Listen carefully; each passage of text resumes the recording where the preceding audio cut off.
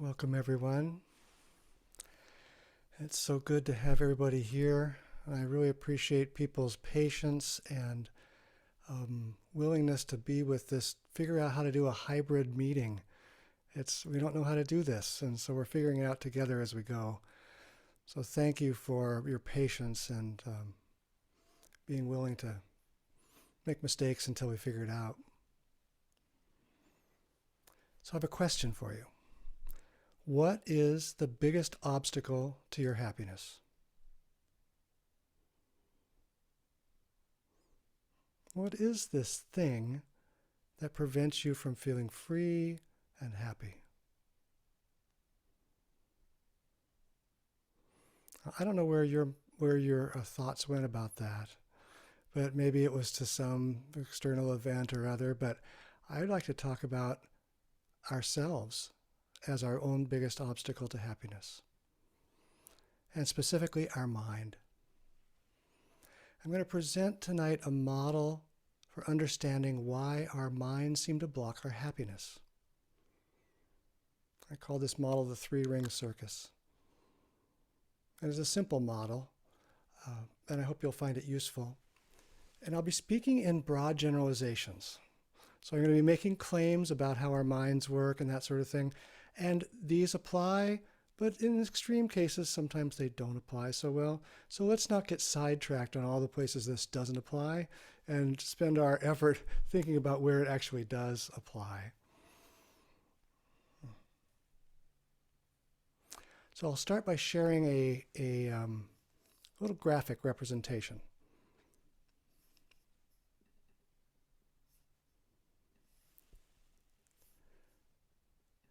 So you'll see there's three rings here. I'm going to talk about each one of these rings starting in the middle.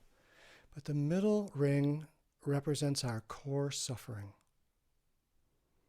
And the ring outside of that represents the self that we create because of our core suffering. And the outer ring represents the world that we interact with. Three-ring circus. Our core suffering, our created sense of self, and all the things we think of as not me that we interact with. Simple enough? Yeah, I don't think I'll leave it up there. It's easy enough to remember. Let's start with that center circle, our core suffering. Core suffering is that inner pain that we do not want to feel. It's kind of like a molten core at our center. And it feels so painful that we cut it out of our awareness. So when we do feel that, when it does leak through like Mount St. Helens erupting and the hot magma coming out, the pain is so intense that it can feel like we're going to die from this. I've had two strong experiences when I first touched my core suffering. One was when I touched my core suffering of fear, and another when I touched my core suffering of shame. And both times the physical experience was incredibly intense. Incredibly intense. No wonder we don't want to feel our core suffering. It felt life-threatening to touch this. No one escapes having core suffering, and here's the basic reason why. We are inside of our mother, inside of her uterus, and all our needs are met. For us, it's the perfect environment. We never get hungry. We never get cold. We're safe from the outside world. It sounds like a pretty lovely place to be. It's a kind of a perfect experience for us. And then we get born into an imperfect world. And no matter how much our parents love us, they will fall short. No matter how fortunate an environment we are born into, it will disappoint us. Our needs will not be met. And when that happens, we blame ourselves. Our developing minds don't understand why our needs aren't met, so we blame ourselves. Our young minds are very self-centered, and we think, well, if my needs aren't being met, it must be because something is wrong with me. And we're ashamed about that. We don't want that. It hurts. This core suffering is an internal belief created by an external problem. An internal belief or experience created by an external problem. I'll give you some examples. Let's just say that my father thinks I'm too sensitive. Right? That's the external problem. The internal belief that I develop around that is I am defective. That's an example. Another example. My family wants me to grow up to be a cowboy. That's an external problem for me because I'm afraid of horses and I don't really want to kill cows. But the internal belief is that since I have those proclivities of not wanting to kill cows and ride horses, I'm ashamed of who I am. Another example. Let's say that you have an alcoholic mother and she's a mess. That's an external problem. The internal belief that arises from that is my only worth is when I care for my mother. I have no worth otherwise. These are just hypothetical examples, and every one of us has some examples like this that help us develop these core suffering experiences. You could probably touch your own and tell your own story around this. There's as many as there are people. But there's two important things about our core suffering. The first one is this. The fact that we have core suffering is true. We have that now. We have core suffering. And the second fact is that the facts around that core suffering are false. Right? So let me go back to my examples. So in one of my examples, I said, I feel defective. So that's true. I feel defective. But it's false because it's my father's the one that thinks I'm too sensitive. In reality, I'm fine just like I am. In fact, my high sensitivity is a kind of a superpower. So it's true that I feel defective, but it's false, the reasons behind it. There's somebody else's reasons, not my good reasons. Another example there was when I said I felt shame. That's true, I feel shame.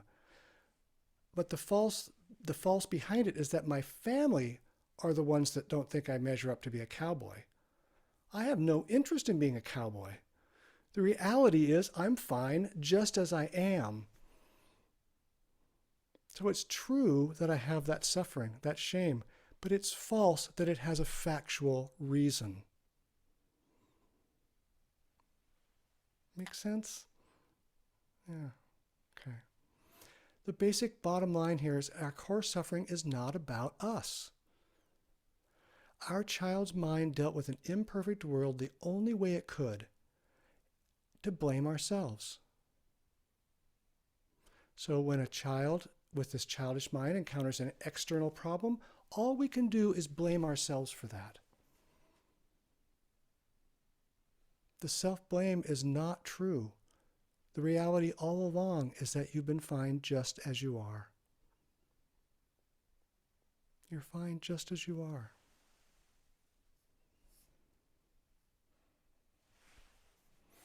That's the center circle, the core suffering circle. Let's expand out from that. Out to the circle of self. We don't want to feel that core suffering circle. We don't want to feel that. It is really painful. It is out of proportion painful because as young children, we experience things out of proportion. Anybody who's had a 2-year-old or a 3-year-old will know they will go to the mat to get a cookie, right? They will have a 2-hour tantrum to have a cookie. That's the mind that created our core suffering. We don't want to feel that intense pain that we felt when we were 2 or 3 or 5 or whenever we started to make this core suffering. So we develop sets of beliefs and behaviors to keep it at bay. And these beliefs and behaviors are that middle circle, the circle of our self. That self we create, those beliefs and behaviors, are what we usually think of as me. I'm quiet, or I'm talkative. That's me. I love people, or I'm a peacemaker. Well, that's me. Or I'm angry, or I avoid people. All these qualities you can name are all part of that center, that circle of self, the middle circle. And they are all designed to prevent us from feeling the core suffering. So let's give some more examples. So my core suffering, again, is shame, right? That's a strong core suffering for me. My self circle then contains the beliefs and behaviors that I developed so that I wouldn't have to feel that shame. Or even more, I wouldn't even know it was there, which most of my life I've not even known it's there. So my beliefs and behaviors that arose around shame, I don't want to feel the shame of being rejected, so what do? I please people. That's who I think I am, a people pleaser. I don't want to feel the shame of not doing something well, so what personality did I create? I became a perfectionist.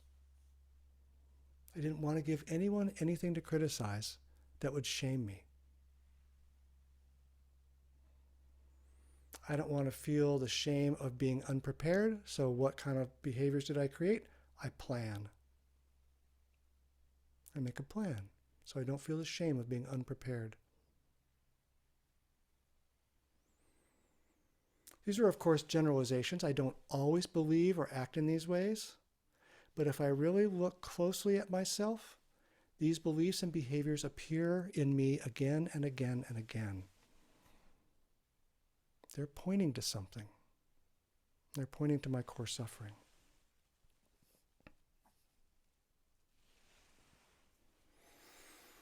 Okay, let's move out to the third circle, the world. It's the largest circle, and it represents everything that we encounter in our life that we don't think of as me. Now, our self circle wants to prevent the world from seeing or triggering our core suffering. That's one of the main things it does. Our self circle wants to prevent the world from seeing or triggering our core suffering. So we end up always trying to control the world. And we know how successful that's going to be, right? Not very. And many of our beliefs and behaviors of the self circle are to make the world our ally in keeping our core suffering at bay. So if you think about it, when we have judgment or blame or anger or manipulation, it's sort of like fortresses we build out there to make sure that the world doesn't get in and see that core suffering or trigger that core suffering. And boy, when somebody doesn't play along, that's when the judgment comes up. That's when the blame comes up. That's when the anger comes up and the manipulation. They've gotten too close, and we think it's their fault. We think it's all their fault. That's why I'm unhappy. If that person would just behave differently, I'd be fine, thank you. And we all know that the world out there is effectively infinite. We can't count high enough to know how many possible ways that the world could touch our core suffering. So we being finite, this is not going to be a good battle for us. It is not going to win. I mean, it is going to win. We are not going to win.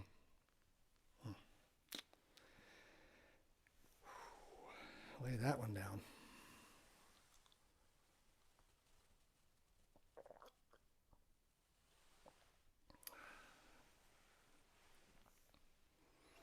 Well, we often look out to that world circle as the cause of our suffering, the big bad world. And we could sit here and spend the rest of the evening naming all the ways that the big bad world is making us unhappy. All of us could. And to some extent, this is true. The world does have an impact on our happiness. So for instance, if you're denied basic human rights, if you're physically assaulted, any number of these sorts of things, you will suffer. So there is truth in the idea that the world does cause our suffering. But earlier I asked about what was the biggest obstacle to our happiness. And I wasn't pointing out at the world. I was pointing to our two inner circles, our core suffering and our creation of a self. We can't do much about that outside world, but luckily we can do a lot about our core suffering and our creation of a self. We can do a lot about that. The self circle is where we start. That's where we start. And why do we start there? Because we can't, first of all, control the outside world. That's kind of too much. And we can't do much about our core suffering, at least initially, because it's so buried that we aren't even aware of it. It's just so buried. But the middle circle, our beliefs and our behaviors, they are on full display, baby. They are on full display. So let's start there. Let's start there. And that's where Zen practice starts. Zen practice is really about those two inner circles, largely. And it's contrasted by the idea when a lot of people, when they show up to practice, they show up with a dream of enlightenment, right? And that enlightenment dream is that those two inner circles will be transformed and cleansed, and then the whole outside circle, the world, will see us as a Buddha and think we're great. But the Zen reality is really different from that. Our practice is to unflinchingly sit with the two inner circles so that they can be transformed from suffering to love. And eventually, that love becomes so vast that it swells to take in all three circles.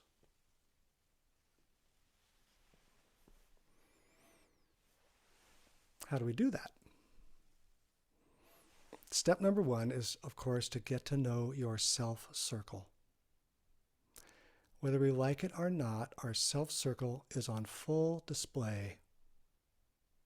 Full display. Others can see it very easily, even when we try and hide it.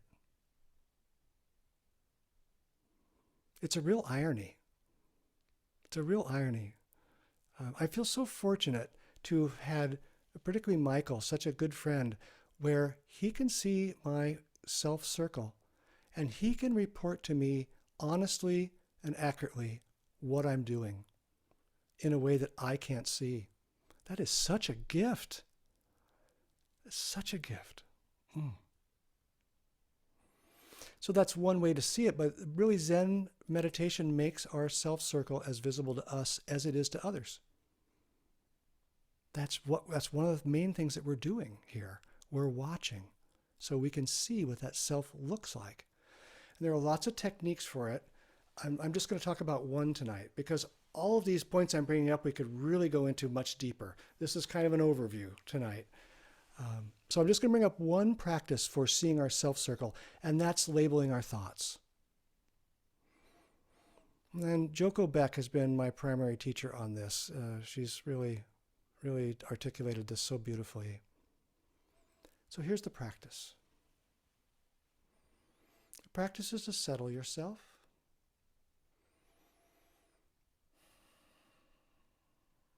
We know how to do that by listening to the sound of the bell, settling, calming our body. And once our body has calmed and we have settled to some degree, we can begin to notice the thoughts that are arising. We begin to notice our self-circle functioning. As those thoughts emerge, we simply give them a label. Anger, planning,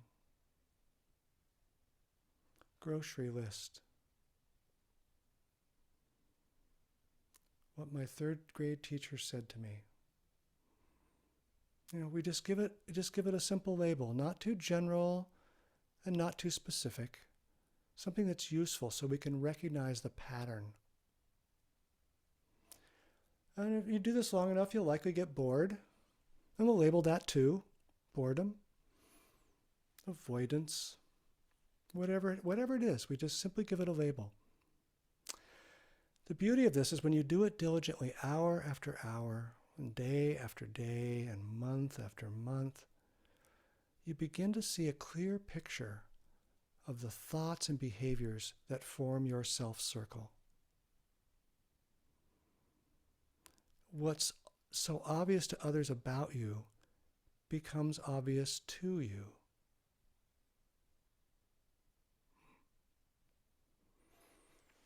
So as I've done this practice, I've noticed that some recurring things come up that I've learned to label.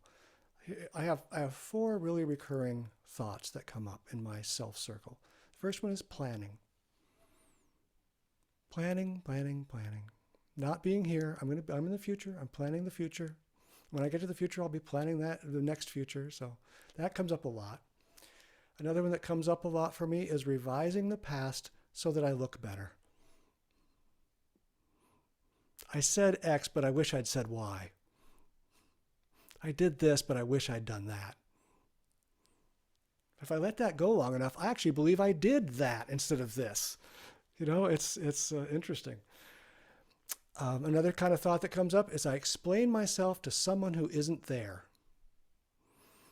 I have a one-sided conversation with somebody that I want to explain something to, and they can't respond. And then the fourth one is ruminating over past hurts. Ruminating, turning it over and over and over again. The thoughts that come up for you will probably be different than that. That's just what I've noticed about me and my 3-ring circus of a mind. That's what comes up. So labeling your thoughts in that way not only allows you insight into your self-circle. You can see that my self-circle is made up of a lot of those kind of thoughts. But it also gives you insight into your suffering circle. Why? Because my repetitive thoughts that I think over and over again are protecting me from a certain kind of experience. That's the core suffering. All of those thoughts that I have chronically are designed to prevent me from not feeling shame. Every one of them. So by looking clearly at my self-circle, I began to have insight into what I couldn't see, which was my core suffering. And my core suffering being shame, I began to see it more. I sort of back into the awareness of it. It's kind of like a black hole. Astronomers, they can't look directly at a black hole because it doesn't emit any light. Like our core suffering doesn't emit much light for us. But by understanding what all of the celestial bodies around the black hole are doing, the scientists can learn a lot about the black hole without having to see it directly. And I think that's probably a pretty good analogy for learning about our core suffering. We may not be able to see it directly, at least at first, but we can look at its effects on the thoughts and behaviors that circle around it. And that gives us an ability to know about the core suffering.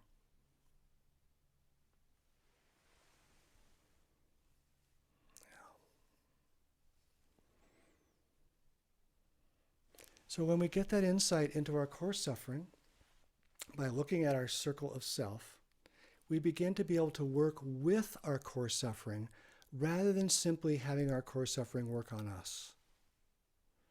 It's been working on us our whole lives, usually invisibly, but we now can generate the ability to work with it. And the way that we work with it is counterintuitive. It's counterintuitive because it's the exact opposite of what we've been doing for most of our lives. Most of our lives we've been running from our core suffering and avoiding it. But the practice here is to actually lean into it. To be willing to feel it as often as possible, for as long as possible.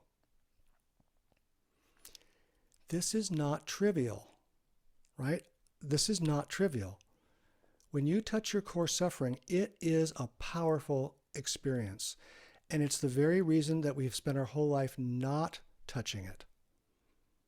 The feelings and physical sensations that come up are very strong, and they can be very frightening.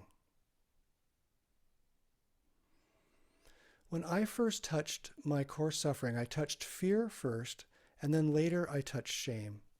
When I touched fear for the first time, it was like I got hit by a bolt of lightning. Boom! It was just terribly frightening. I had no idea I carried that around inside me. I felt like I could only face that for seconds before I needed to shut the door. And I've been practicing for decades at this point. I thought I was prepared. I was shocked. When I felt my shame for the first time, I had some more skills and I could be with it. And I remember laying in bed in the middle of the night and it came up. And I was actually kind of excited that it came up. And I lay there for about a half an hour and I felt it. But it felt like it was going to kill me. It felt like my guts were in a blender. I mean, literally like my guts were being shredded, like I was harming myself to be open to this. So I just want to make the point that this is not trivial. This is not trivial. When you touch your core suffering, you know it. You know it. But the practice again is to lean in as long and as clearly as I can. Now that first time, that meant about 5 seconds. That's okay. That is perfectly okay. Next time, maybe a little longer. There's no shoulds here. There's nobody telling you how you need to do this. You need to trust yourself. When you're ready, it'll be there.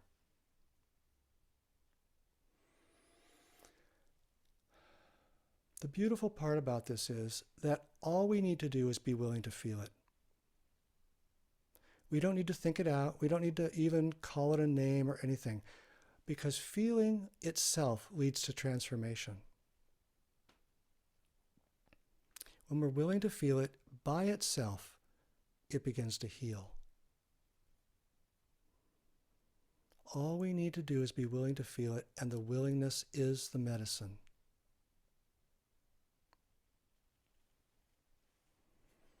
I think of that willingness to feel like my great aunt Alice lived in Hawaii, and she moved to Seattle, and she brought a little kumquat tree with her in a pot, and she moved into this retirement home. And at first the kumquat tree started to die, and she didn't know what to do about it because it was used to the nice warm Hawaii environment, and then it got to Seattle and it didn't do so well. But she discovered that if she put it into her south-facing window and she let it absorb the light of the sun, it healed itself. And eventually it grew those tangy orange kumquats that I used to like as a kid when I'd go and she'd let me pick one off her tree when I go visit her in her retirement home. And it's like that for our suffering. If we're willing to put it in the light, it will heal itself, and it will grow fruit. We don't need to do more to it. We just need to put it in the sun and let it absorb the sun. And before you know it, pop, there's a fruit.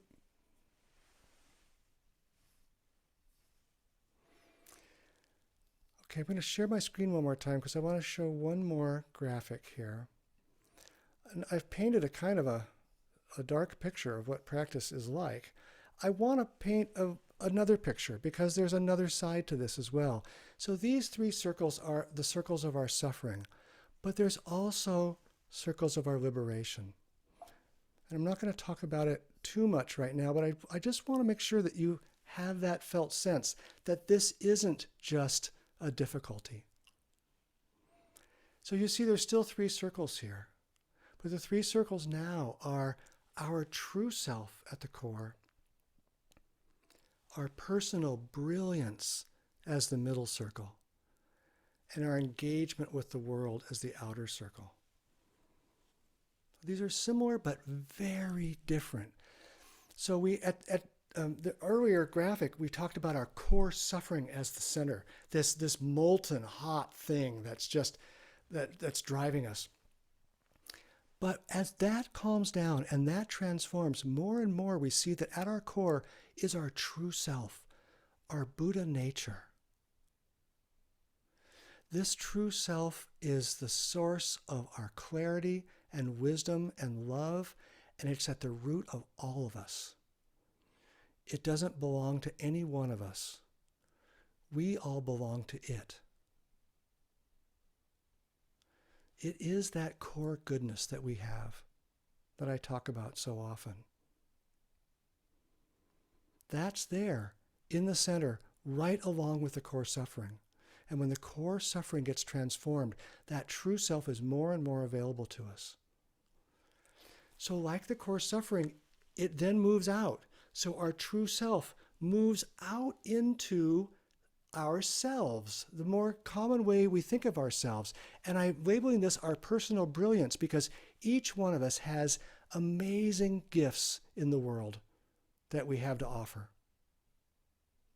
Every one of us is just a unique expression of the true self that's at the center of all of us. None of us can replicate what the other one does. Every one of us is vastly important to the whole. That's the personal brilliance. And that true self has no way of acting in the world except through your personal brilliance. It doesn't have hands that can love. You have hands that can love. Compassion can arise from the true self, but it needs your eyes and your heart to see and respond to the world's suffering. It can't do it by itself. So your personal brilliance is so important here. It's not something to get rid of at all. It's something to celebrate and nurture and utilize because it's being motivated by the true self. And as you use that personal brilliance, that center circle, you move out into what we call an engaged practice. The partnership of true self and personal brilliance is engaged practice. It's how we go out and heal the world. We take that deep love, we combine it with our particular brilliant skills, and we tend the world. We heal the world. This is why we can say that you are enough. This is why. Because this is at your core just as much as your suffering is at your core.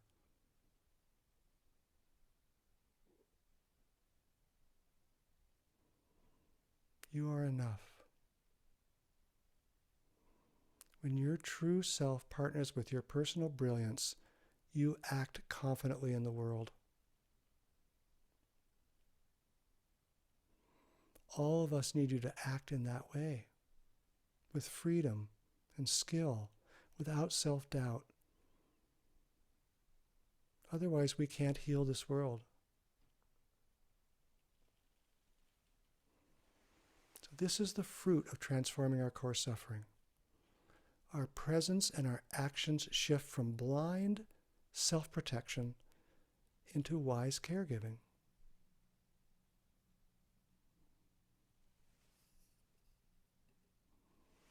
Okay, I wanted to share that because I think it's really important that we see that this practice is not all about just like, oh, this is grim and hard and I have to touch these difficult things. It actually yields tremendously important fruit, even more important than a kumquat.